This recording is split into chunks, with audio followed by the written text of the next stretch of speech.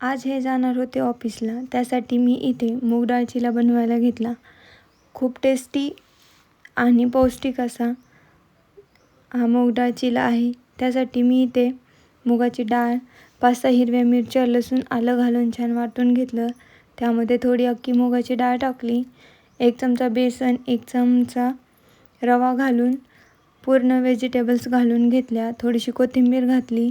त्याच्यानंतर थोडंसं मीठ घालून छान असं मिक्स करून घेतलं. त्यानंतर याच्यामध्ये आपल्या घरचं लाल तिखट, हळद, धना पावडर, थोडेसे जिरे घालून छान असं मिक्स करून घेतलं. थोडंसं पाणी घातलं. परत नंतर छान मिक्स करून 5-10 मिनटं भिजत ठेवलं.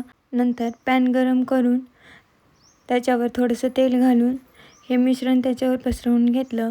आलटून पालटून खरपूस असा छान चिला तयार करून घेतला.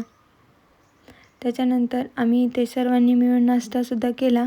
यांना ऑफिसला जायचं होतं, त्यामुळं पटकन नाश्ता करून घेतला. इथे बघा एवढा सगळा पसारा पडला होता.